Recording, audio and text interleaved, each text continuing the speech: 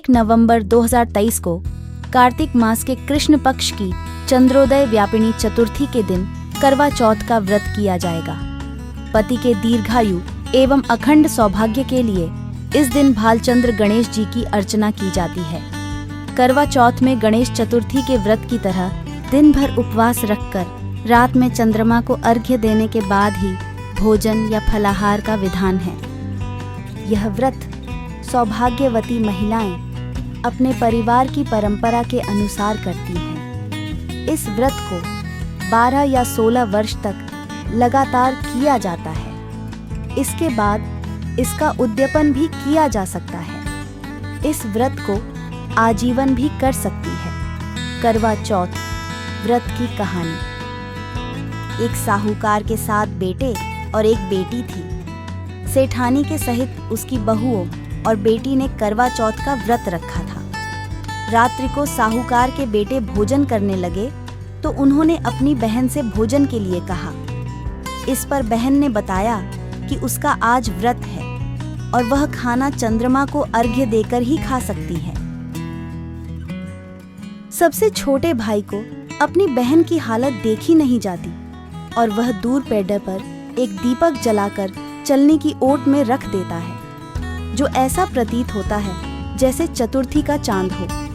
बहन ने अपनी भाभी से भी कहा, चंद्रमा निकल आया है, व्रत खोल ले। लेकिन भाभियों ने उसकी बात नहीं मानी और व्रत नहीं खोला।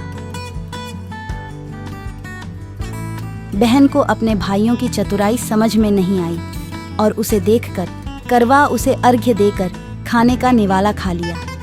जैसे ही वह पहला निवाला मुंह में डालती है उसे छींक आ जाती है।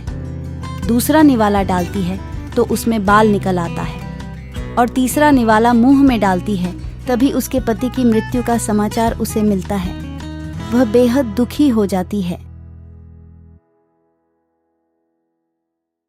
उसकी भाभी सच्चाई बताती है कि उसके साथ ऐसा क्यों हुआ।